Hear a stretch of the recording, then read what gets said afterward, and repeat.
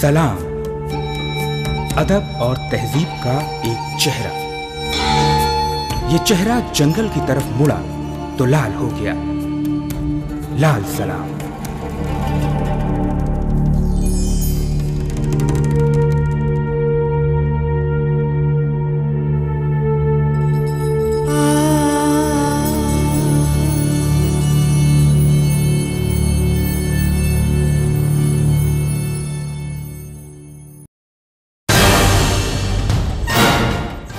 जानना चाहेंगे वो चेहरा कैसा है? मासूमियत, भोलापन और बेबसी। अगर ये चेहरा बदलते भारत का है तो यकीनन ये चेहरा काफी खतरनाक है। हाथों में कलम की जगह बंदूक और जुबां पे का खा गा की जगह लाल सलाम।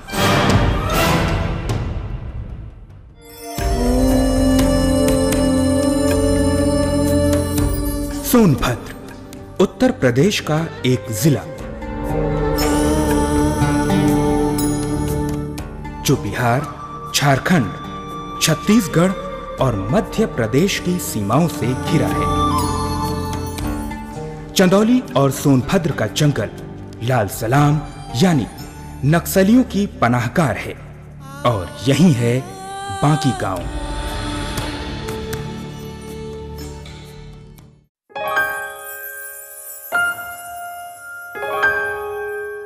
पहले इन गलियों में रौनक थी। उसकी हल्की हल्की मीठी महक आज भी बांकी गांव में बाकी है।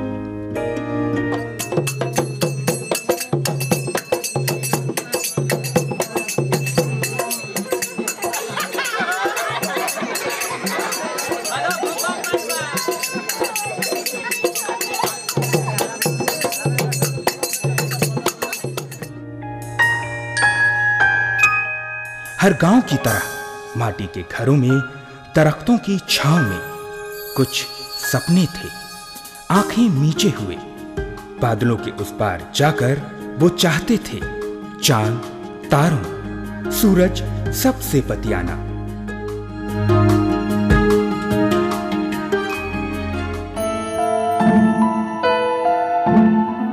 पर वक्त की बेरहम आंधी ने ऐसा गुबार उठाया कि सारी उम्मीदें, उमंगें और गांव की अल्हड़ फिजा खो गई, गुबार में दफन हो गई। बाकी गांव के आंचल में ही पले बड़े थे गंगा और जमुना। इन बच्चों ने जिंदगी का कहकहरा भी नहीं सीखा था कि इन्हें नक्सली अपने साथ उठा ले गए और इनका बचपन खिलने से पहले ही मुरझा गया। इनकी जिंदगी बेरंग बेनूर हो गई।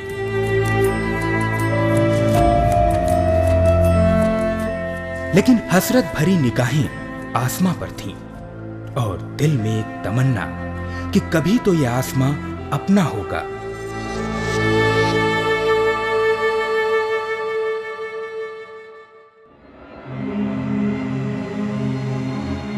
नक्सलियों ने इनके साथ क्या नहीं किया। कभी पत्थरों पर सुलाया, कभी खाना दिया तो कभी नहीं। हां, खाने के नाम पर गालियां जरूर मिलती रहीं। यह सिलसिला चलता रहा, पर किस्मत को कुछ और ही मंजूर था। लिहाजा ये आंखों में सपने संजोए नक्सलियों के जंगल से निकल आए अपने उज्जवल भविष्य की ओर, यानी अपने घर।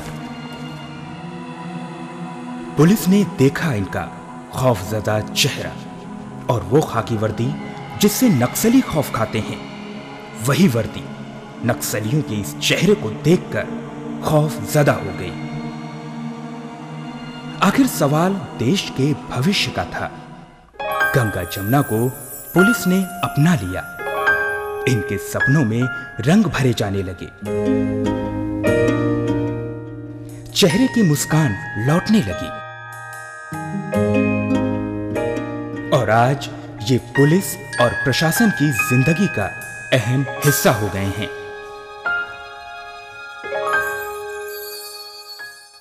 वहाँ जाके नक्सली में क्या किया? सर कुछ नहीं, साथ ही घूमते थे। क्या बंदूक वगैरह चलाना बताते? सर नहीं।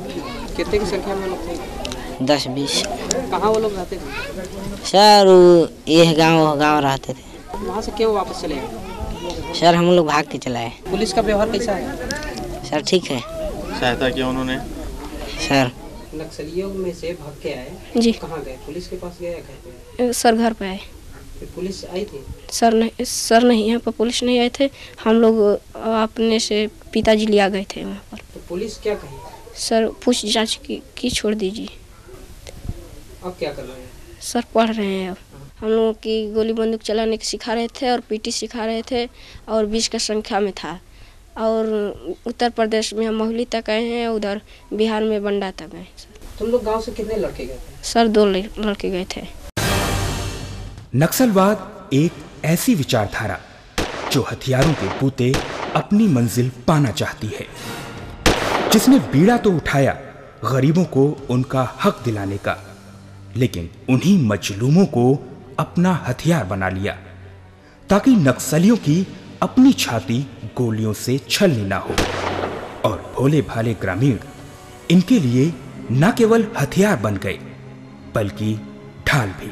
शायद अपनी इच्छा से नहीं, नक्सलियों की जोर जबरदस्ती और उनके डर से। लेकिन पुलिस प्रशासन को उनकी कमजोरी का पता चल गया और पुलिसिया कहर जो अक्सर अखबारों में छाया रहता है, उस हकीकत से अलग है यहां की दुनिया। पुलिस इस इलाके के लोगों के लिए एक बेहतर दोस्त है। उसे ख्याल है कि ग्रामीणों के चूल्हे में आग जली या नहीं, घर में पानी है या नहीं, कपड़े हैं या फट चुके हैं। गांव के लोगों की रोजमर्रा की जरूरतों का सारा ख्याल रखती है यहां की पुलिस। और इस मिशन को अंजाम दिया है सोनभद्र के एसपी राम कुमार ने।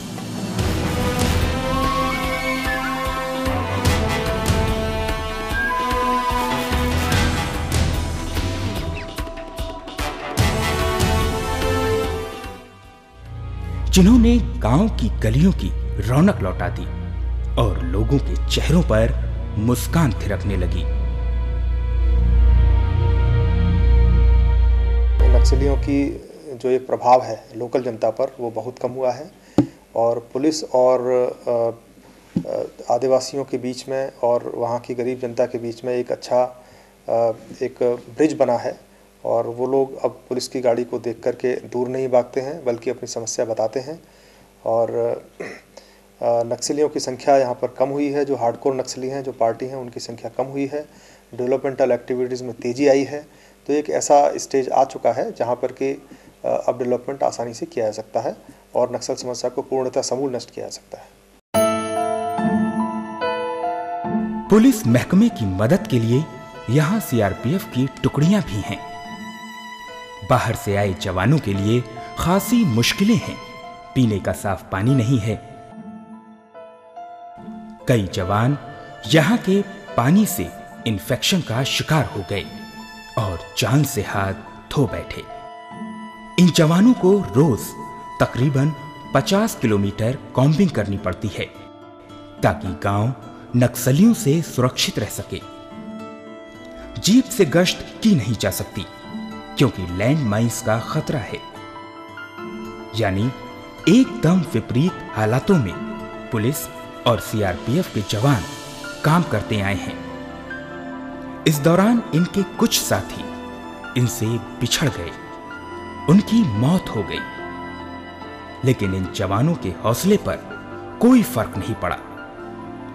इनकी आंखों में तैरता एक वादा है, देश के लिए, यहां के लोगों के लिए, जिसे लहू की आखिरी बूंद तक निभाने का संकल्प है।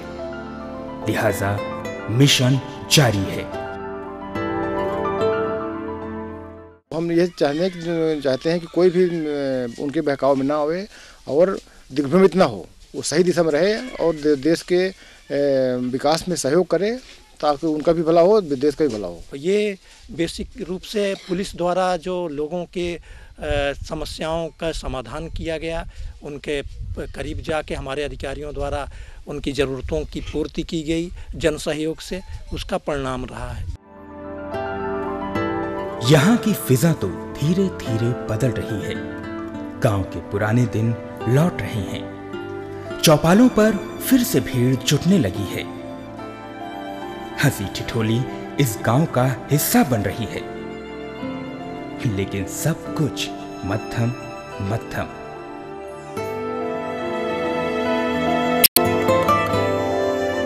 एक रिश्ता बना है नक्सलियों के खिलाफ और प्रशासन के साथ, जिसने इस गांव में उम्मीदों की खुशबू फैला दी है। और आखिर कोई नक्सलवाद को अपनाए भी कैसे, जिनका सपना महज चांद जैसी 2 रोटियों पर जाकर दम तोड़ता हो, जहां चुलबुलापन एक संस्कृति हो। हाँ, गोलियों की गूंज के लिए जगह कैसे हो सकती है। हक की लड़ाई जायज है, लेकिन अगर तरीके से लड़ी जाए। बड़ी से बड़ी जंग भी मेज पर ही खत्म होती है, तो फिर ये जंग तो अपनों के ही खिलाफ है। नक्सली बनकर कोई किस पर गोली चलाएगा? आखिर जो भी उस गोली का शिकार होगा, वो कोई अपना ही होगा। ये बात यहां के लोग समझ चुके हैं। शायद अब सुबह होने को है। गजरारे आसमान में दूर क्षितिज के पास कुछ सुनहरी किरणें रोशनी बिखेरने को बेताब हैं।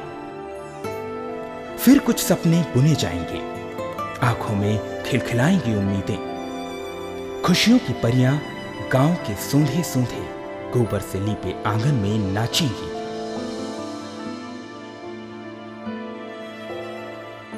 खुदा करे सफर कामयाब हो। आमीन।